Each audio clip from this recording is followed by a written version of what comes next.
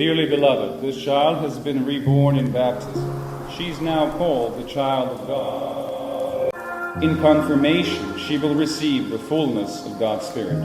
In Holy Communion, she will share the banquet of Christ's sacrifice, calling God her Father in the midst of the Church. Mariam.